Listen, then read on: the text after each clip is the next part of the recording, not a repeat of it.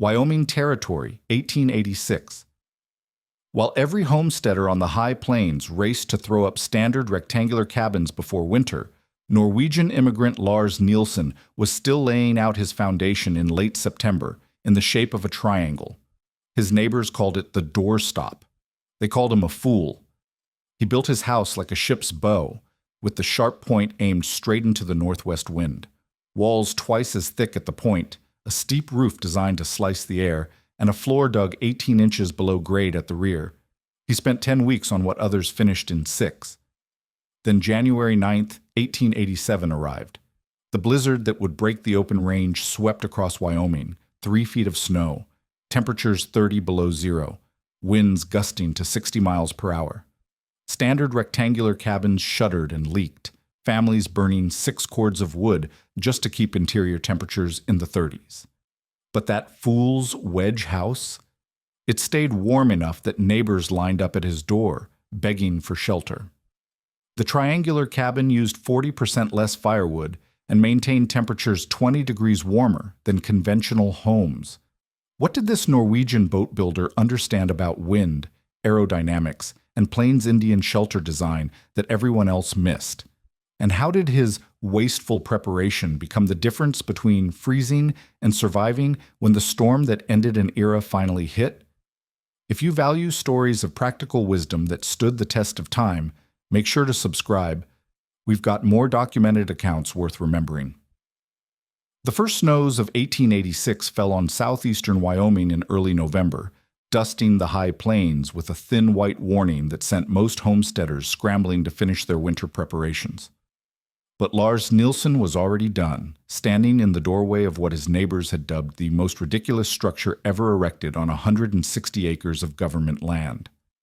The house rose from the prairie like a massive wooden wedge, its sharp point aimed directly into the teeth of the prevailing northwest wind, defying every convention of frontier building that had guided settlers from Ohio to Oregon. The mockery had started in late August when Lars began laying out his foundation stones. Thomas Grady, whose own cabin sat a quarter-mile to the east, had ridden over to watch the Norwegian immigrant pace off what appeared to be a triangle rather than the sensible rectangle that any God-fearing homesteader would build. "You planning to live in an arrowhead, Lars?" Grady had called out, loud enough for his own hired hands to hear and laugh. "Looks like you're building a barn for pigs, not people." The criticism only intensified as the structure took shape through September. Where conventional wisdom called for a straightforward 16 by 24-foot rectangle with single-thickness log walls 8 to 10 inches thick, Lars was constructing something that measured 32 feet from its pointed nose to its broad rear wall, 24 feet wide at the base, with double-layered logs at the crucial windward point that created an effective barrier 16 inches thick. The walls rose 7 feet high at the sharp end and 9 feet at the rear, creating an asymmetrical profile that looked like nothing anyone had seen outside of a shipyard. Edward Mallory, the county commissioner who had overseen the construction of 3 proper cabins in the district, made a special trip to examine what he called this Norwegian folly. Standing with his hands on his hips, studying the odd angles and steep roof pitch, Mallory pronounced his verdict to anyone within earshot. "A cabin's a box, square and true," he declared, pulling a worn pamphlet from his coat pocket. "These here are the tested plans from the railroad company, same ones that built 1,000 homes from Kansas to Montana. You start changing angles and measurements, you're asking for trouble when the logs settle and the frost heaves push." But Lars had his own set of blueprints, sketched not on paper, but burned into memory during a winter spent near a Lakota camp in Dakota Territory 5 years earlier. He had watched men erect teepees with mathematical precision, noting how the conical shelters were never perfectly round, but subtly egg-shaped, with steeper sides bracing against the direction of prevailing winter winds. The doorways never faced northwest, and the entire structure seemed to slice through blizzards, rather than stand against them like a wall. When 40-mile-per-hour gusts hammered the camp, the hide lodges barely moved while a nearby trader's rectangular cabin creaked and shed shingles. The Norwegian had also carried forward lessons from his youth along the North Sea coast, where his father, Ole, had taught him that buildings, like boats, should cut through weather rather than fight it head-on. "You don't put a barn door in the path of a gale," the elder Nielsen had said while showing his son how to orient farm sheds with their narrow ends toward the prevailing storms. "You give the wind a way around and it won't try to tear your roof off." Now, translating those principles to the Wyoming plains, Lars had positioned his triangular house with the precision of a ship's captain setting a course. He had spent 60 days that summer observing wind patterns, noting in a simple journal that 7 days out of 10, the strongest gusts came from between west-northwest and north-northwest, exactly matching the modern meteorological data that would later confirm Wyoming as one of the windiest states in the nation. His foundation piers were set accordingly, with the sharp point aimed into that prevailing flow like the bow of a fishing boat cutting through North Atlantic swells. The construction details that drew the most ridicule were precisely the innovations that would prove most crucial. At the pointed end, Lars had laid up 2 parallel walls of 9-inch pine logs with a 6-inch gap between them, filling the space with sawdust and clay to create a thermal barrier that effectively doubled the insulation value. The roof pitched steeply at 10 to 12 over the point, then gradually flattened to 6 to 12 toward the rear, forming an asymmetrical wedge designed to lift wind up and over rather than let it pile up in pressure pockets.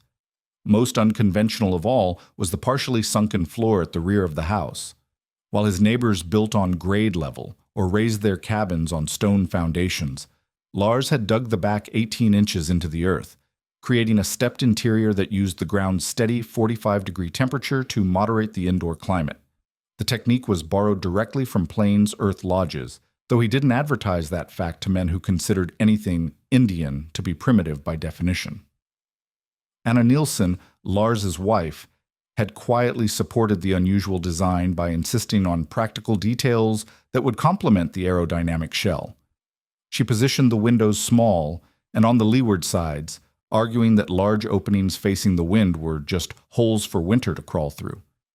The couple's wood-burning stove sat in the center of the space rather than against an exterior wall, radiating heat in all directions instead of losing it through chinks in the logs. By the time the first serious cold arrived in December, the Wedge house had become a local curiosity that neighbors rode past just to shake their heads and wonder aloud how the Nielsens planned to heat such an oddly shaped space. Jacob Miller, whose own conventional cabin sat due south of the triangle, had laid in 6 cords of split pine for the winter and calculated that the Norwegians would need at least 8, given their larger interior volume and all those wasteful angles. The test would come soon enough. Weather signs that December pointed toward a winter unlike any in recent memory, too much snow too early, temperatures dropping too fast, and a peculiar stillness in the air that old-timers recognized as the calm before nature's worst tantrum.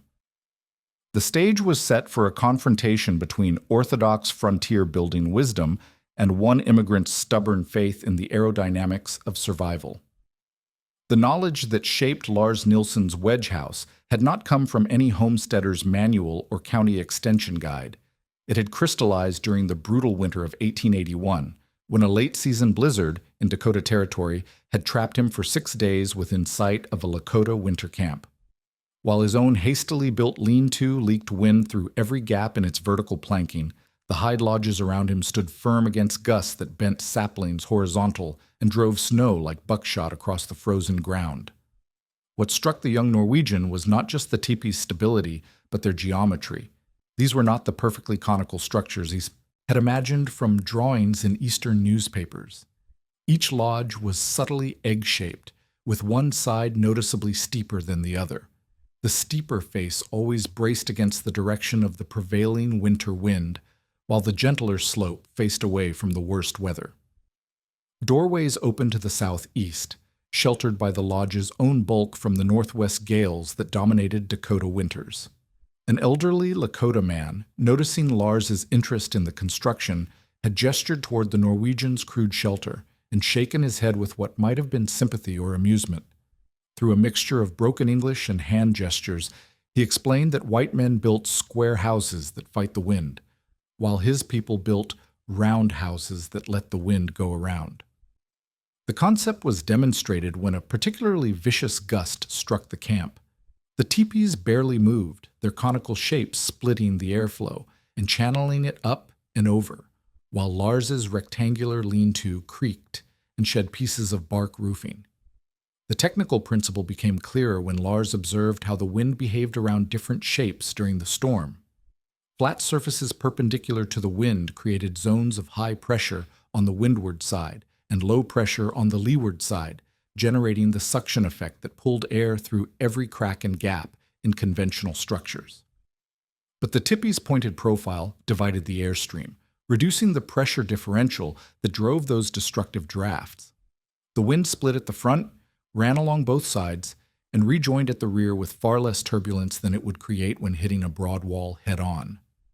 The Lakota shelter system also incorporated thermal management techniques that would later influence Lars's Wyoming design. Inside each teepee, a second liner of buffalo hide or canvas hung from the lodge poles, creating a dead air space between the outer cover and the interior wall. This double wall system provided insulation while also controlling smoke flow, channeling the hot gases from the central fire up between the two layers before venting through the smoke hole at the peak. The principle was identical to the double hull construction of Norwegian fishing boats, where an inner lining protected the crew compartment from spray and cold, while the outer hull took the brunt of North Atlantic storms. When spring returned to Dakota Territory, Lars had carefully sketched the teepee profiles in a leather-bound journal, noting the precise angles and proportions that seemed most effective at shedding wind. He measured the ratio between the steep windward slope and the gentler leeward curve, recording that the most stable lodges maintained approximately a 3-to-2 ratio between their back and front pitches. These observations would later translate directly into the asymmetrical roof design of his Wyoming Wedge house. The maritime component of Lars's hybrid knowledge came from 15 years of working on his father's fishing boats along the Norwegian coast, where survival depended on understanding how hull shapes interacted with the forces of moving water. Ole Nielsen had taught his son that a boat's bow must be sharp enough to slice through waves rather than climb over them, and low enough to avoid presenting unnecessary surface area to the wind. "Water and air follow the same rules," the elder Nielsen had explained while shaping the curved stem of a new fishing dory. "Give them a clean edge to split on, and they'll flow past you. Show them a flat wall, and they'll try to push you backward to kingdom come." This principle had been proven repeatedly during North Sea storms, when Lars had watched sleek V-hulled vessels knife through conditions that left blunt-bowed craft wallowing and taking green water over their rails. The physics were simple but precise. Sharp entry angles reduced drag and prevented the hydraulic shock waves that could stove in a poorly designed buoy. The same aerodynamic principles applied to buildings, though few frontier carpenters had ever made the connection between naval architecture and domestic construction. The earth lodge techniques Lars had observed among other plains tribes added a third layer to his growing understanding of wind-resistant design. These semi-subterranean structures, built by the Mandan and Hidatsa peoples along the Missouri River, used the earth itself as both structural support and thermal mass. The partially buried walls provided protection from surface winds, while the steady underground temperature moderated interior climate swings. A typical earth lodge maintained interior temperatures 15 to 20 degrees warmer than outside air during winter storms, achieved entirely through positioning and thermal mass rather than fuel consumption. When Lars began planning his Wyoming homestead, he synthesized these three knowledge systems into a single design philosophy. The tippee's wind-splitting geometry would form the basic shape. Norwegian boat-building techniques would determine the structural details and proportions. And Plains Earth Lodge principles would dictate the foundation strategy and thermal management. The result was a structure that appeared bizarre to neighbors raised on conventional American building traditions, but represented centuries of accumulated wisdom about surviving in harsh, windy environments. The cultural resistance to these foreign methods reflected the broader tensions of frontier settlement, where European immigrants and displaced indigenous peoples possessed technical knowledge that American-born settlers often dismissed as primitive or impractical. Thomas Grady and Edward Mallory represented a confidence in Eastern building standards that had worked adequately in Ohio and Iowa, but had never been tested against the relentless winds of the high Wyoming plains. Their skepticism was rooted not just in unfamiliarity with aerodynamic principles, but in a cultural assumption that American methods were inherently superior to anything learned from Indians or old country traditions. The approaching winter of 1886 would provide the definitive test of these competing philosophies, pitting centuries of indigenous engineering and maritime craftsmanship against the conventional wisdom of the American frontier building tradition. The summer of 1886 had baked the Wyoming plains to a brittle brown that cracked underfoot and turned creek beds into chains of stagnant pools. Cattle crowded around the few remaining water sources, while ranchers watched their investments grow thinner by the week. The heat dome that settled over the territory in July refused to break through August and into September, creating conditions that local weather observers would later recognize as the precursor to one of the most devastating winters in frontier history. Thomas Grady spent those scorching months expanding his operation, confident that the mild previous winter indicated a trend toward easier conditions. He built a second barn with the same broad gable end facing north that had worked adequately on his Iowa farm and added a bunkhouse using standard single-thickness log construction with basic mud chinking. The structures went up quickly and cheaply, maximizing his available capital for additional livestock purchases.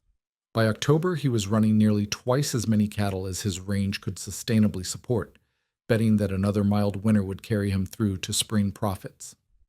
Jacob Miller followed a similar strategy, stretching his resources to fence additional acreage and build a larger hay barn.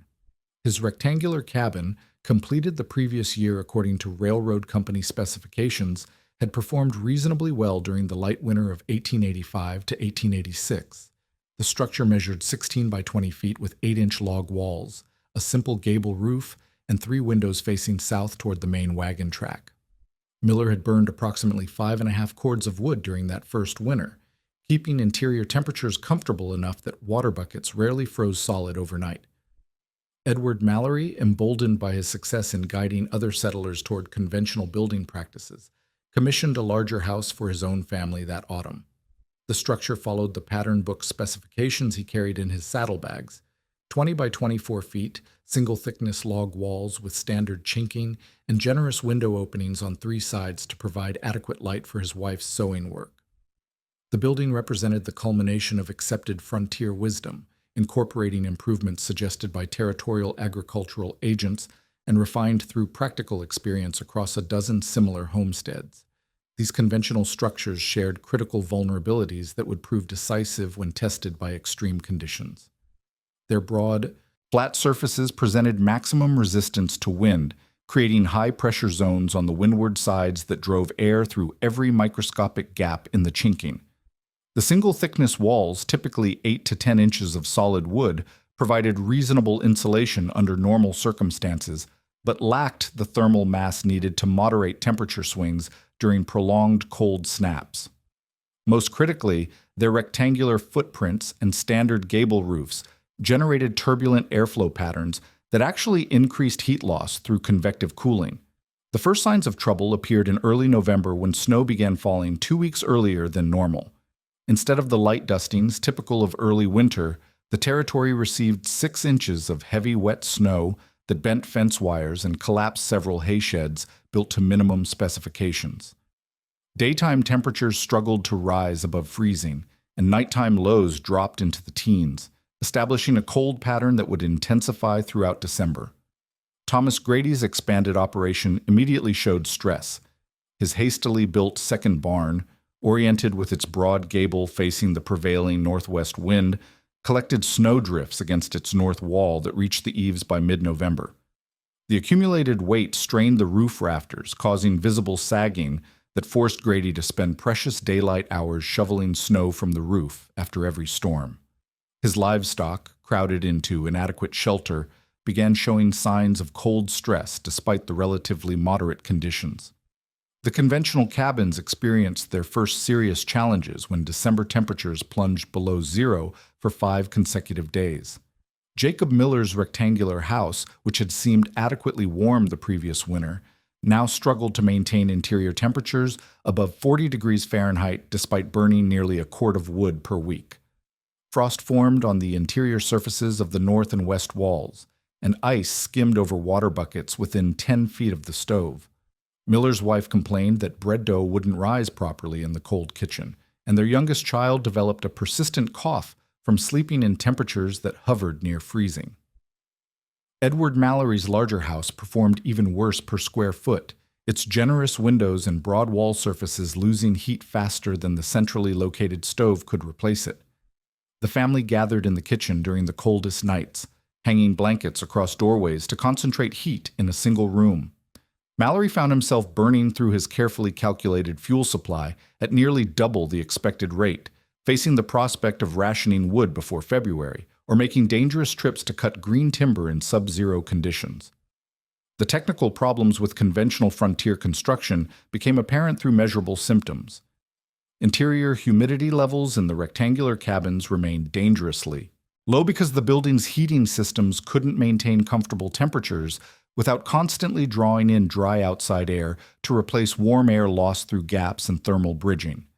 The combination of cold surfaces and low humidity created conditions where respiratory infections flourished, particularly affecting children and elderly residents whose immune systems were already stressed by poor nutrition and inadequate sleep. Meanwhile, smoke management became increasingly problematic as outdoor temperatures dropped. The standard practice of building chimneys against exterior walls meant that creosote condensed and froze in the flue systems, reducing draft and causing dangerous backdrafts that filled living spaces with carbon monoxide. Several homesteaders reported waking with severe headaches and nausea, symptoms they attributed to bad air without understanding the potentially lethal nature of their heating system's malfunction. By late December, the conventional wisdom that had guided frontier building for decades was showing cracks as obvious as the gaps appearing in inadequately chinked log walls.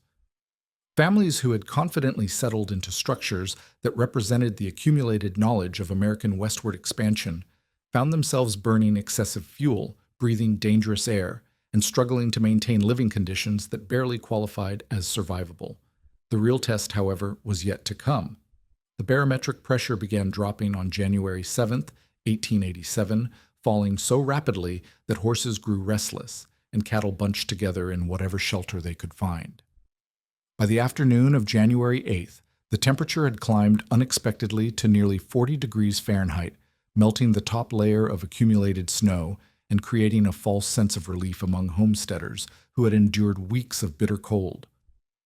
Thomas Grady ventured outside without his heavy coat to check his livestock, commenting to his hired hand that perhaps the worst of winter had passed. The deception ended at sunset. Within 2 hours, the temperature plummeted 30 degrees, and the first snowflakes began falling, not the gentle flakes of normal winter storms, but hard pellets driven horizontally by winds that rose from 15 miles per hour to 40, then 50, then beyond measurement. By midnight on January 9th, what would become known as the Great Die-Up Blizzard was in full fury, burying the Wyoming plains under conditions that turned familiar landmarks into death traps and reduced visibility to arm's length. At Thomas Grady's homestead, the rectangular cabin that had seemed adequately sturdy through December now revealed its fundamental weaknesses. The broad north wall, 20 feet of flat surface perpendicular to the wind, acted like a sail that caught every gust and transmitted the shock through the entire structure. Window frames rattled in their openings, and the single-thickness log walls flexed visibly with each wind surge. By 2 a.m, snow was driving through gaps in the chinking that had seemed tight enough during calmer weather, creating interior drifts along the north and west baseboards, despite Grady's frantic efforts to stuff rags and mud into the openings. The heating crisis developed within hours. Grady's centrally located stove, designed to radiate heat evenly through the rectangular space, could not overcome the massive heat loss created by wind-driven air infiltration. Despite burning an armload of split wood every hour, the interior temperature dropped steadily through the night. By dawn, ice was forming on the interior walls within 8 feet of the stove, and the family's water bucket had frozen solid despite sitting next to the hearth. Grady calculated that he was burning wood at 3 times his normal rate while achieving less than half the usual heating effect. Jacob Miller's cabin, smaller but built to identical specifications, experienced even more dramatic failures. The 8-inch log walls that had provided adequate insulation during static cold weather became thermal sieves when subjected to wind-driven pressure differentials. Miller discovered that candle flames placed near the walls flickered violently from air movement, indicating massive infiltration through gaps invisible to the naked eye. His wife wrapped their youngest child in every available blanket and quilt, yet the boy's breath remained visible even when held directly over the stove. The wind's behavior around the rectangular structures created aerodynamic phenomena that amplified every construction weakness. As air hit the broad faces of the cabins, it generated high-pressure zones that forced atmosphere through microscopic openings in the chinking. Simultaneously, the low-pressure zones created on the leeward sides acted like vacuums, pulling warm air out of the buildings through gaps that had never been problematic during calm conditions. The net effect transformed each cabin into a forced air cooling system that worked against every attempt to maintain habitable temperatures. Edward Mallory's larger house suffered proportionally greater losses due to its increased surface area and multiple windows. The commissioner had installed 6 windows to provide adequate light for his family's domestic activities, but each glazed opening now became a thermal leak that transferred heat directly to the exterior through conduction and radiation. Frost formed on the interior glass surfaces, then built into sheets of ice that blocked light and created additional thermal bridges. Despite burning nearly 2 cords of wood in 36 hours, Mallory could not raise the interior temperature above the mid-30s Fahrenheit. The smoke management systems in all 3 conventional houses began failing as outside temperatures dropped below -20 degrees Fahrenheit. Chimneys built against exterior walls allowed flue gases to cool rapidly, causing creosote to condense and freeze in the chimney passages.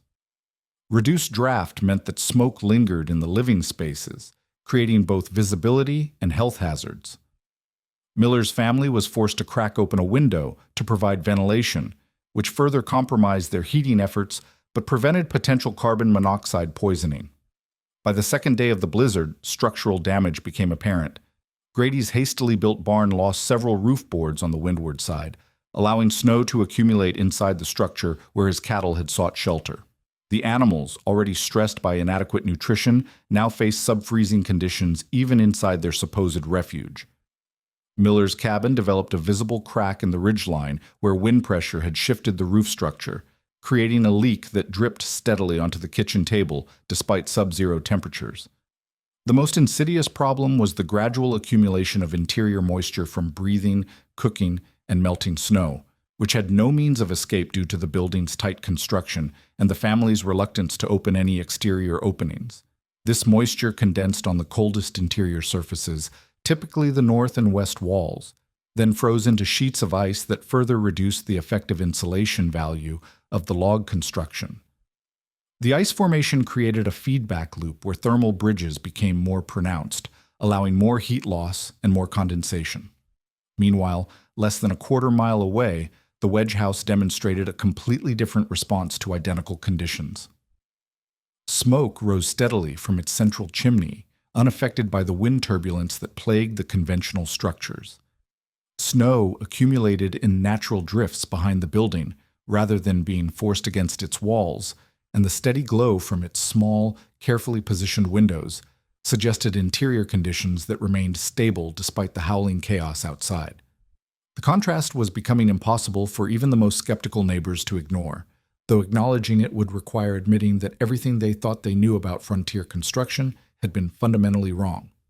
On the 3rd night of the blizzard, with visibility reduced to mere feet and wind gusts approaching 60 miles per hour, Thomas Grady faced a decision that would have seemed impossible just 72 hours earlier. His rectangular cabin had become uninhabitable. Ice covered the interior north wall from floor to ceiling. His youngest daughter showed early signs of frostbite despite sleeping next to the stove, and his carefully calculated winter fuel supply was disappearing at a rate that would leave the family without heat by February. Standing at his snow-crusted window, Grady could barely make out the steady glow emanating from the Wedge house that he had mocked just months before. The journey between the 2 homesteads, normally a 5-minute walk, required nearly an hour of careful navigation using a rope tied between fence posts. Grady carried his 3-year-old daughter wrapped in buffalo robes while his wife and older children followed single file, each gripping the lifeline that prevented them from wandering into the white void where several Wyoming settlers had already frozen within yards of their own doors. The wind cut through their heaviest clothing with a ferocity that made breathing difficult and exposed skin painful within seconds.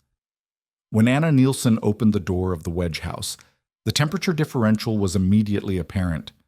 While Grady's cabin had struggled to maintain interior temperatures in the low 30s despite constant feeding of the stove, the triangular structure maintained a steady 52 degrees Fahrenheit throughout its living space. The air inside was notably calmer, without the drafts that had made his own home feel like a wind tunnel. Most remarkably, Lars was burning wood at approximately half the rate that Grady had been consuming while achieving temperatures nearly 20 degrees warmer. Jacob Miller arrived 2 hours later, also carrying his youngest child and leading his family through the rope-guided traverse between homesteads. His cabin had become so cold that water froze solid within 6 feet of the stove, and a crack in the roof ridge had allowed snow to accumulate in drifts across the interior floor. Miller's wife clutched a bundle of their most essential possessions, having abandoned hope that their own structure would remain habitable through the remainder of the storm. The interior of the Wedge house revealed the practical advantages of Lars's unconventional design.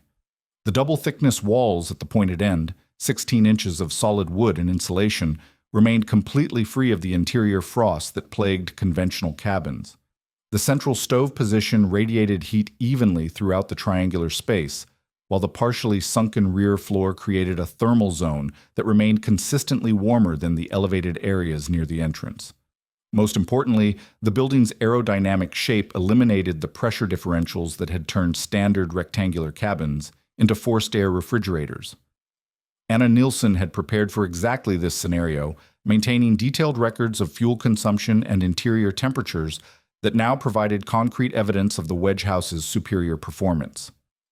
Her logbook showed that the family had burned 3 1/2 cords of wood since December 1st, compared to the 6 cords that Miller had consumed in his rectangular cabin over the same period. The temperature measurements taken daily at sunrise and sunset consistently showed interior conditions 15 to 20 degrees warmer than those reported by their neighbors. Edward Mallory, the county commissioner who had dismissed Lars's design as structurally unsound, made the humbling journey to the Wedge house on the 4th day of the storm. His larger conventional home had proven most vulnerable to the wind-driven conditions, its generous windows and broad wall surfaces creating heat losses that overwhelmed his heating capacity. Despite burning nearly 3 cords of wood in 96 hours, Mallory could not prevent ice from forming on interior walls throughout his house. His arrival at the triangular cabin marked a complete reversal of his public position on frontier building standards. Inside the crowded but warm Wedge house, Lars explained his design philosophy with the quiet confidence of vindicated engineering. The pointed end worked like the bow of a ship, he told his skeptical neighbors, splitting the wind and directing it around the structure rather than allowing it to pile up in destructive pressure pockets. The double walls at the critical windward point provided the thermal mass necessary to moderate temperature swings, while the steep roof pitch encouraged wind to flow up and over rather than down into the vulnerable joints and connections. The technical success of the design became apparent through measurable comparisons. While the conventional cabins required constant attention to maintain even marginal heating, the Wedge house operated with remarkable stability. The interior temperature varied less than 8 degrees between its warmest and coolest zones, eliminating the hot and cold spots that made rectangular cabins uncomfortable and inefficient. The central chimney location prevented the draft problems that had plagued exterior chimneys, maintaining steady smoke evacuation even in 60-mile-per-hour gusts.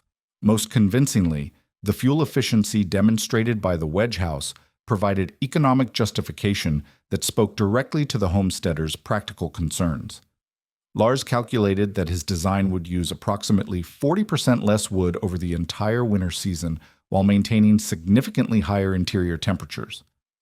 For families operating on subsistence budgets where every quart of fuel represented days of dangerous labor in sub-zero conditions, this efficiency translated directly into survival margin. The social transformation inside the Wedge house was as dramatic as the technical vindication. Men who had publicly mocked the Norwegians' doorstop design now slept against the solid log walls they had criticized, listening to the muted roar of wind that sounded like a freight train in their own abandoned cabins. Children who had shivered through weeks of inadequate heating now played comfortably in shirt sleeves while the storm raged outside. The contrast between the failed orthodoxy and successful innovation could not have been more stark. As the blizzard finally began to subside on January 15th, revealing a landscape transformed by drifts that reached second-story windows in some locations, the practical lesson was undeniable.